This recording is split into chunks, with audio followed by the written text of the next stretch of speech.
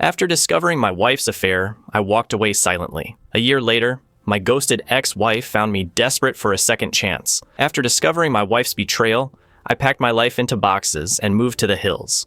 I'm not entirely sure why I feel compelled to share this story now, but perhaps it might help someone else find clarity when their own world unravels. It's been years since the incident, and while I've managed to move on, the memory still lingers like an old scar. It was February of 2018 when I uncovered her affair, 3.5 years into what I believed was a strong marriage. My work as a contract-based director for a technical sales company often required travel. Thankfully, when I wasn't on the road, I could work from home. Kathy, my wife, held a well-paying corporate position that had begun to demand more and more of her time. Though things had become strained between us, I still thought we had a good partnership. I didn't realize how wrong I was. We had met 5 years prior at a summer cookout hosted by mutual friends. The moment we struck up a conversation, something clicked. Kathy, stunning, articulate, and sharp, seemed entirely out of my league. Yet, my rough-around-the-edges personality seemed to charm her. What started as casual dates quickly escalated. By the time we found ourselves alone in our apartments, clothes barely stayed on long enough for us to make it through the door. 18 months later, we were married, sharing a spacious apartment while diligently saving for our dream home. But as the years passed, cracks began to form. Around the 3rd year of marriage, Kathy's demeanor shifted. Small disagreements turned into outright arguments, many of them ignited. When I questioned her increasingly frequent late nights and work outings, she would grow defensive, claiming her long hours were necessary for climbing the corporate ladder. "You're away for work just as much as I am," she snapped once, dismissing my concerns. In truth, I rarely traveled for more than a few days every 5 weeks, something I was more than willing to scale back if it would ease the tension. Looking back, the signs of infidelity were there, but I couldn't see them for what they were. Our intimacy had all but disappeared, which I chalked up to her demanding schedule. I told myself she was simply tired. She spent countless hours in the spare bedroom she used as a home office, tapping away on her work phone. But what stood out most were the nights she didn't come home at all. At first, 1 evening a week, then 2, then 3. It wasn't until January of 2018 that I stumbled upon the first concrete clue. Kathy had asked me to help unload groceries from her car. As I reached into the back seat, something caught my eye. A flash of pink tucked beneath the front passenger seat. I froze, staring at it for a moment before picking it up. It was her bras, unmistakably hers. Kathy had a preference for a certain brand, so I knew it immediately. But what sickened me was its presence in that spot, hidden, discarded. I knew my wife, and I knew what this meant. Kathy only ever removed a bra in that manner when she was particularly overcome with desire. My heart slammed against my ribs. As I carried the grocery bags into the house, I must have looked pale, because Kathy glanced at me and asked if I was feeling okay, saying I looked like I'd seen a ghost. I didn't respond. It took every ounce of strength I had to mask my emotions, to push down the gnaws of bubbling in my chest. I chose silence over confrontation, too shaken to deal with the implications of what I had just seen. That night, while Kathy worked in her office, I sat alone in the living room, replaying every moment from the past year, every late night, every unexplained outing, every deflection. When I asked too many questions, how had I missed it all? I had no real proof beyond that bra, but something deep in my gut told me the truth I didn't want to face. For a brief moment, I thought I might be able to fix things. Maybe she wasn't cheating, maybe I had neglected her without realizing it. Desperate to reclaim what we'd lost, I decided to make an effort, a grand gesture, something to remind her of what we had. That Friday, I left work early, picked up a bouquet of fresh flowers, and bought an expensive bottle of wine. I cooked her favorite meal and set the table with our best plates, candles flickering in the dim light. I told myself this was how we could start over, how I could show her that I still loved her. But as I plated the food and poured the wine, part of me already knew the truth. I was trying to salvage something that had already burned to ash. When she arrived that evening, Kathy breezed in with her usual energy, apologizing for being late and explaining that she had plans to meet up with her co-workers at a nearby bar. "I need to shower first, but I can grab a quick snack with you before I leave," she added casually, as though nothing about the scenario was out of place. Her words hit me like a punch to the gut. I couldn't speak. The anger bubbling inside me was unlike anything I'd ever felt before, and I'd had enough. While she was in the shower, I walked out to her car and tossed my work phone into the back seat. It wasn't a decision made in hate. I'd been considering it for days, a way to use the phone's location tracking to find out where she really was going. By the time I returned to the kitchen, I'd lost all appetite. Without hesitation, I swept the carefully prepared dinner into the trash. The flowers I'd bought earlier. Those two went into the bin. When Kathy emerged from the bathroom, her hair damp and makeup fresh, she looked as beautiful as ever. It made me sick. "All ready to eat," she chirped. "Never mind," I muttered, my voice colder than I intended. "Go out with your friends." She frowned, studying me like I was some puzzle she couldn't solve. "Are you mad at me?" "I'm just sad," I replied. "Honestly, sad that you never want to spend time with me." She rolled her eyes, clearly annoyed. "Oh, stop being so dramatic. You've got such a short fuse lately," she said sarcastically, brushing off my words like they were meaningless. As she grabbed her purse, she flashed me that sly smile she always gave when she wanted the last word. Then, without another glance, she stormed out the door. I stood there in silence for a long moment before grabbing my second phone. When I activated the location tracker, a small blinking that appeared, showing my work phone moving across town. I followed. About 20 minutes later, I pulled up near the bar. Kathy had mentioned her car was parked in its usual spot, but something about the scene felt surreal, like I was watching a movie unfold. I sat in my car across the street waiting. I felt like a stalker, but I couldn't ignore the gnawing dread in my chest. I had to know. An hour passed before Kathy finally emerged. She wasn't alone. Walking beside her was a tall, sharply dressed man, the kind of guy who exuded wealth and confidence. He looked like an executive, the exact type Kathy worked with. And then I saw it. He pulled her close, leaned in, and kissed her. My entire body went numb. My stomach twisted into a knot so tight I thought I might be sick. I watched, paralyzed as they climbed into his car and drove off together. I followed at a distance, unable to stop myself. 10 minutes later, they pulled into the parking lot of a hotel. I watched them walk inside, hand in hand, and disappear through the entrance. That was all I needed to see. Something inside me snapped. I don't know if it was an out-of-body experience or pure shock, but I pounded my fists against the steering wheel, releasing every ounce of rage and heartbreak that had been building inside me. When I finally stopped, I felt empty, hollow in a way I can't even describe. I drove aimlessly after that, my mind replaying the scene over and over. I cried angry, bitter tears I'd never let myself shed before. About 30 miles outside of town, I found a small, quiet tavern tucked along the roadside. I pulled in, desperate for anything to take the edge off. Inside, the bartender, a woman with a kind face, gave me a concerned look. "You okay? You look like someone stole the wind right out of your sails," she said softly. I forced a smile. "You could say that!"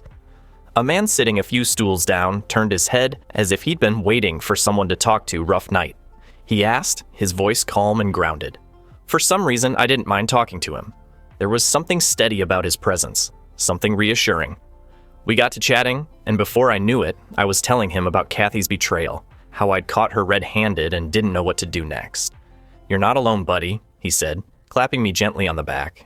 "I've been there myself a few years back. My world fell apart in much the same way. But here's the thing. What you do next is up to you. This pain can take you down or push you forward. You get to decide." His words hit me like a lightning bolt. I'd been drowning in my anger, but he was right. I still had control, no matter how much it felt like my life was spiraling. "The name's Ray," he said, holding out his hand.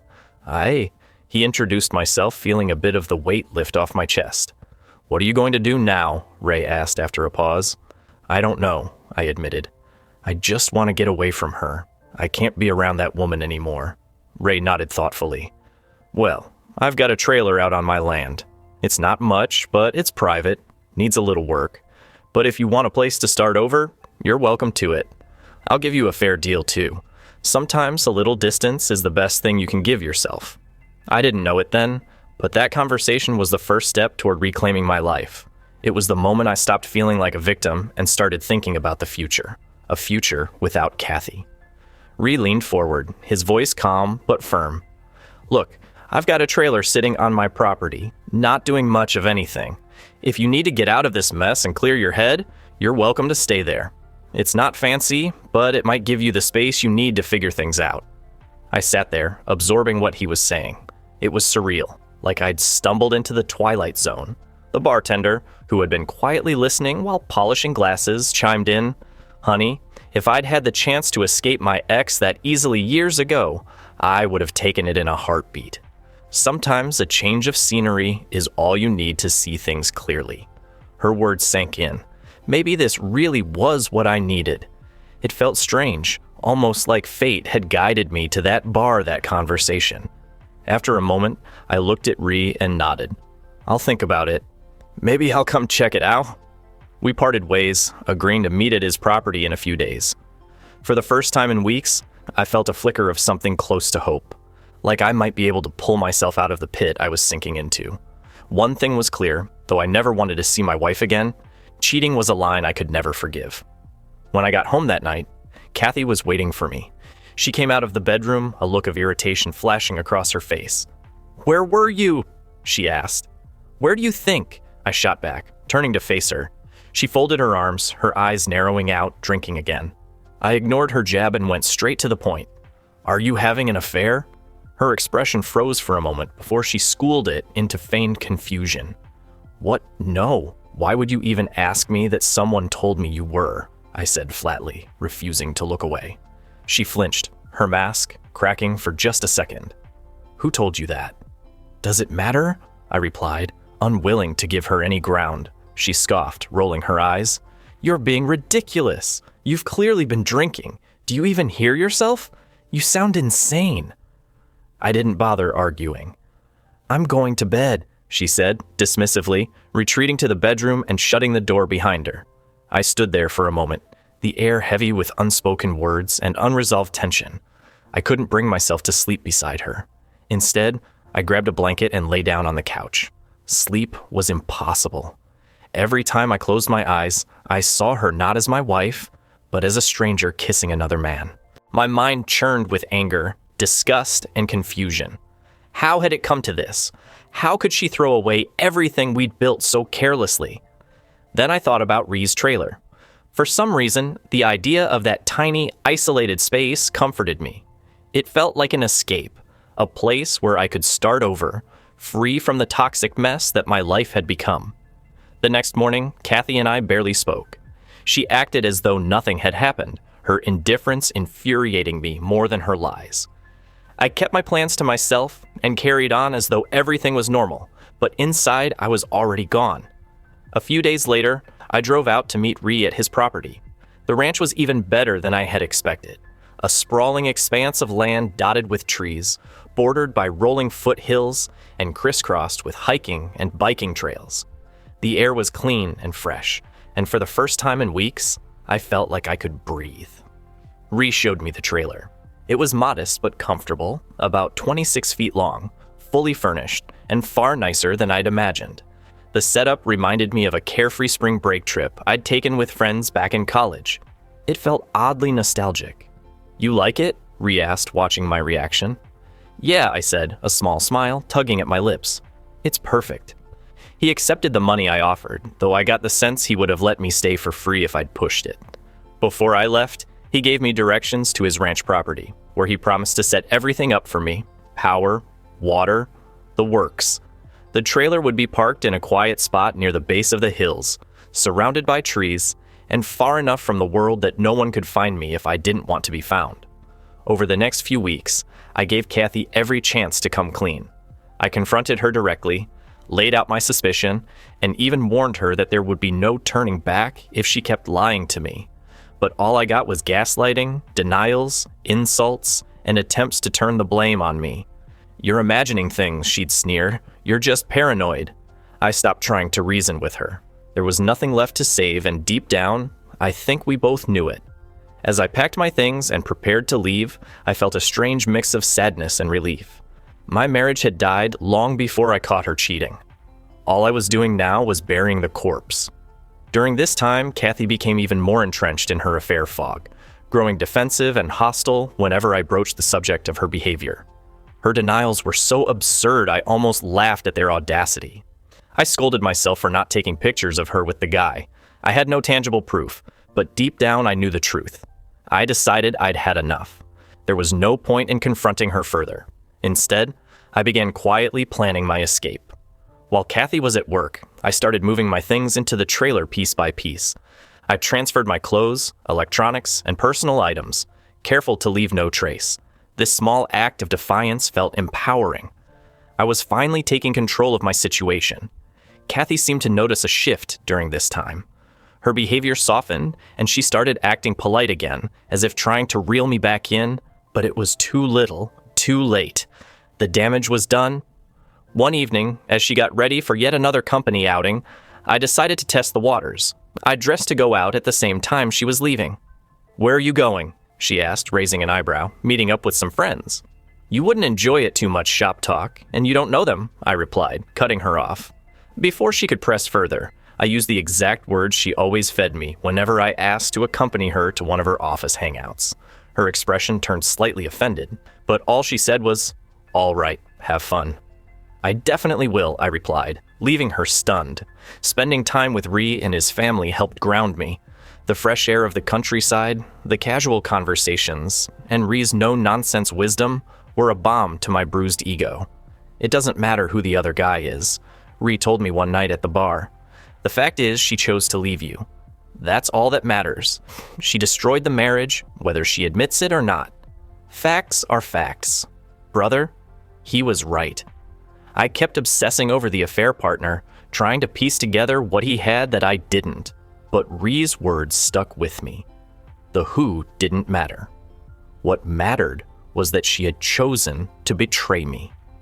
Then Kathy dropped a bomb. She would be traveling for work the following week. "It's the executive team and a few department heads," she explained casually. "Hope you have a great time with your boyfriend," I shot back. She froze, then exploded.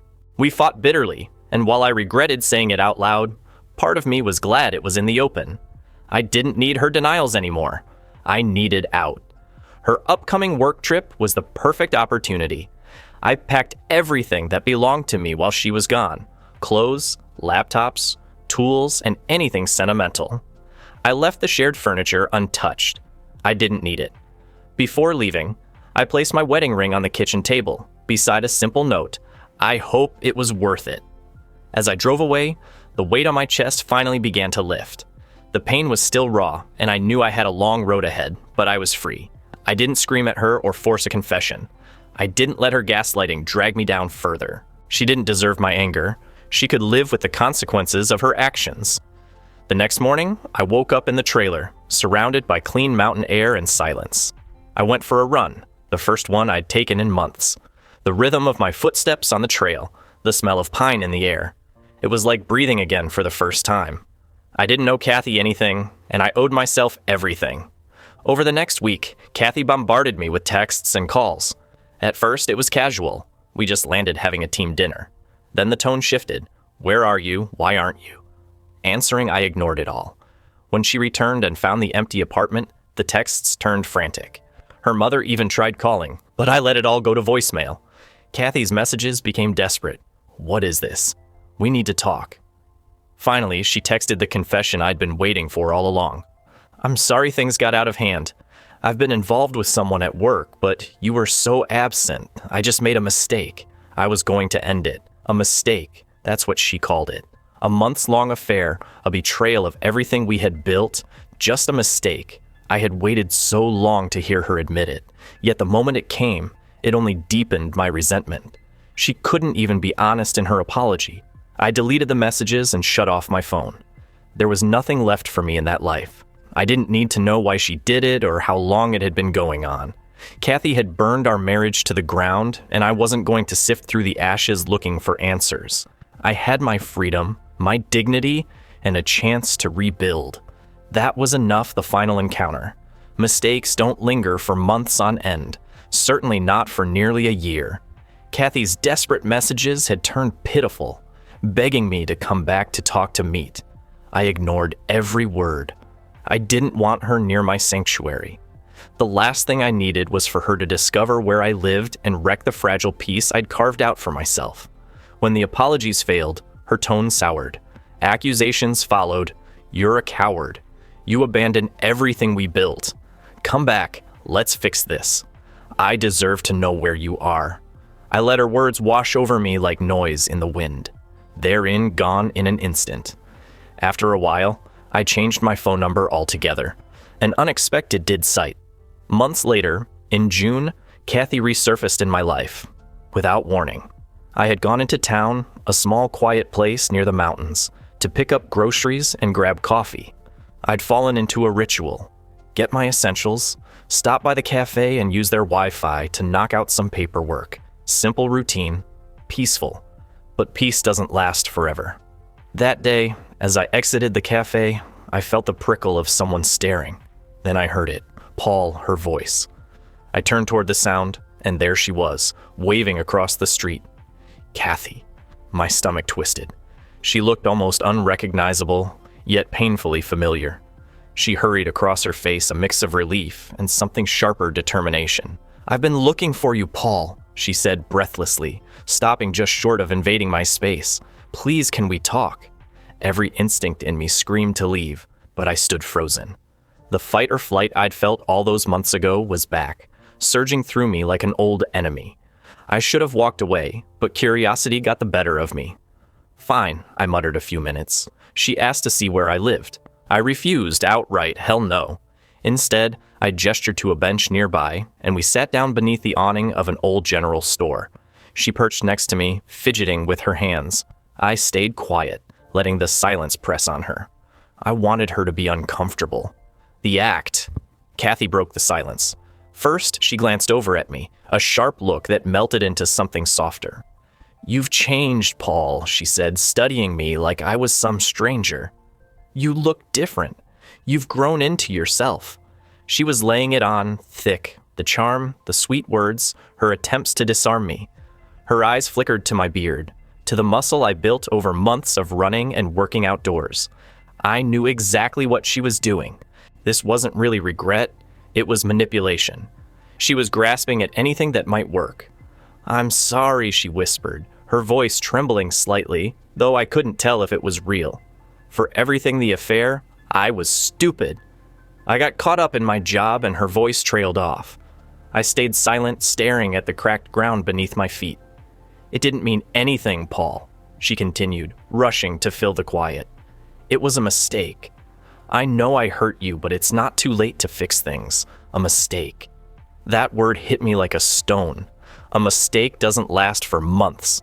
A mistake doesn't involve secrets, lies, and gaslighting. I finally looked up at her, and for the first time in months, I felt nothing. An accident.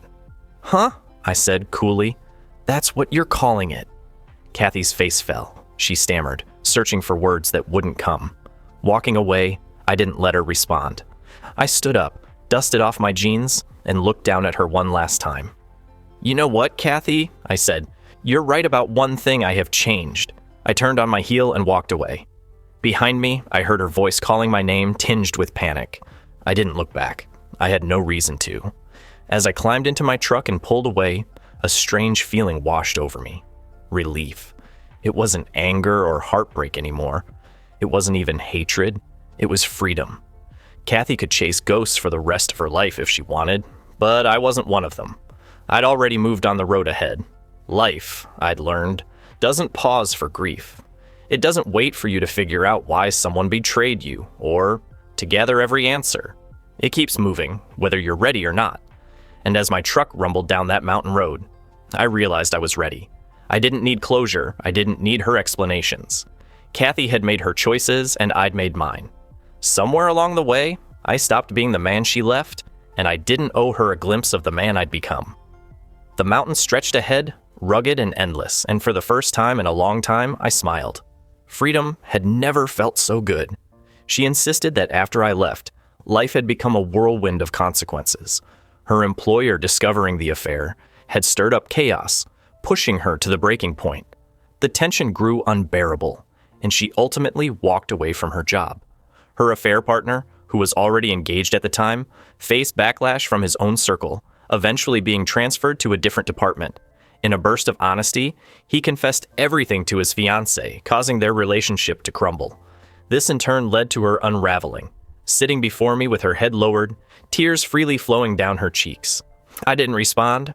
I didn't have the words. Instead, I just sat there looking at her, watching the room around us. When she finally lifted her head and fixed her gaze on me, I couldn't help but ask, "What do you want from me?" She swore she hadn't intended for any of it to happen. The company's politics, the constant power plays had drawn her in, and her affair partner had exploited that weakness. She admitted that she had taken advantage of him just as much as he had of her. When I accused her of cheating, she claimed her plan was to come clean all along. She had turned to alcohol after work, trying to numb the guilt that gnawed at her. Unable to forgive herself for the mess she had made, she spoke of feeling like an idiot, isolated, as though her heart had shattered the moment I left. When I walked out, it seemed like everything crumbled for her.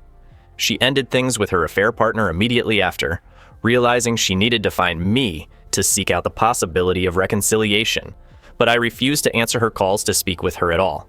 She longed for a fresh start, hoping against hope that we could rebuild something, even though she knew we were no longer together. I met her eyes, my gaze cold and unyielding.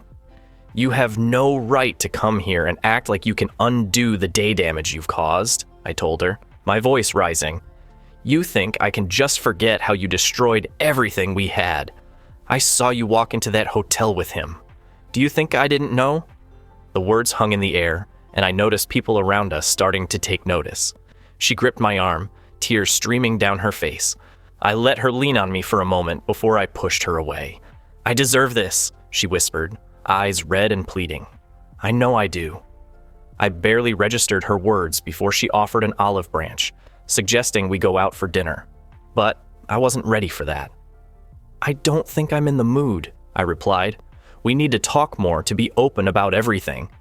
She urged me to stay, pleading, "Please, I love you. You have to believe me. I didn't know how much I loved you until you were gone. You broke me. I broke you. I can't forgive myself, and I don't think I ever will." She began to sob violently, her breath short and jagged. It was hard to watch her unravel, but there was something hollow about it all. I pulled her into a hug, not out of love, but more out of some twisted sense of duty. Her pain felt so much like mine. We walked in silence until we found a quiet corner to continue, as her sobs calmed. I couldn't help but ask, "How did you even find me?" She paused for a moment, then let out a small laugh. "No, I didn't hire a private investigator," she said. "I ran into Stacy a few weeks ago. She was reluctant to tell me anything, but I pressed her. She didn't know much, only that you lived nearby and came into town on your days off. So I started showing up here to see if I could find you." I couldn't help but laugh at her persistence. "Stacy really can't keep her mouth shut," I muttered. She blushed slightly, then smiled, but the air between us was still tense. Eventually, we settled on a small cafe with a patio. I made sure we didn't drink, not wanting to give her any reason to claim she wasn't in control of herself. The conversation flowed better than I expected. When dinner was over, I walked her to her car. She swore she hadn't been seeing anyone else since I left. She promised that I was the only one she wanted. As she pushed for me to stay, I remained firm. "It's still too soon," I told her, shaking my head. "I'm not ready to go down that road again." She begged, but I refused, handing her my new email address. When she asked for my phone number, I flatly refused. "You just bombard me with calls and texts," I said. Tears welled in her eyes, but after a moment she agreed to my terms. She promised to email me, hoping we could stay in touch. As I walked away, I didn't feel relief, just the weight of what had been lost and the uncertainty of what lay ahead. The weekend before she left, I decided to confront her with a question that had been lingering in my mind. Would you have forgiven me if the roles were reversed? If I had been the one who cheated? She stopped for a moment before answering. As she prepared to get in her car, she took a deep breath. "Yes, eventually, but only if we went to counseling, worked through everything, talked it out, maybe even signed something to make it official," she replied, pausing to collect her thoughts. "Maybe in 5 or 10 years, I could do that." I looked at her, feeling the weight of her words. "I'd wait, if that's what it would take," I said, the words, leaving me before I could truly comprehend the full impact. She took my hands into hers, locking eyes with me. "Dang it, Paul," she said, her voice unwavering. "I will always love you, and I will do anything to prove it." The sincerity in her voice stunned me. Her words were like a punch, catching me off guard and leaving a bitter taste in my mouth. She left soon after, but the impact of what she had said stayed with me. Despite the clarity I had gained over the situation, I couldn't picture us ever rebuilding what had been destroyed, even though I felt somewhat better. I couldn't see her as a friend. Maybe down the line, but for now that felt like an impossible idea. Later, I went home, went for a long run, had a few beers, and reflected on how far I had come. It was as if a weight had been lifted off my shoulders. I needed reassurance that my peace wouldn't be disrupted. The thought of her slipping back into my life felt foreign, even though time had given me the space to think. Still, the memories were too vivid, too raw. It's most likely that this will be my final update. When I first shared my story, it was removed multiple times from Reddit. To summarize, I cut off all contact with my ex-wife for over a year, and during that time she tried to reach out, attempting to make amends. Some of you may be expecting the typical beta reaction where I forgive her and allow her back into my life, but that's not what happened. Last week, I received a long email from her where she expressed deep regret for the affair and her actions. She even offered to come visit me, stay for the weekend, and try to fix things. I responded not with anger, but with finality. I told her I had no desire to reconnect. I'm content living alone and enjoying the solitude I've found at 32. I'm in no rush to change that. I have a plan for my life, and I've enjoyed the company of friends and a few women. But I made it clear that reconciliation wasn't in the cards. I also told her I wasn't going to share my phone number with her. "I don't know you anymore," I said, "and I don't trust you. You made your choices, and now you have to live with them. I hope you find what you're looking for, and maybe down the line we could be friends, but not right now." Her response was telling. She didn't take it well. She informed me that she had accepted a job offer in another state, and her plan had been for me to join her. She thought my remote work would make the transition easy. She wanted us to start over fresh in a new place. She was running out of time and was desperate to see me before the move. Fortunately for me, I had a week of business travel ahead. It was a stroke of luck, and I felt eel to sense of relief, as her time to convince me was running out. Mine had already passed. I knew this was the end of that chapter. I'm glad to be free of her, and she'll soon realize that she's out of my life for good. I'm expecting a few more emails, but I'm confident I'm done. She'll have to find someone else, and maybe she'll make the same mistakes again.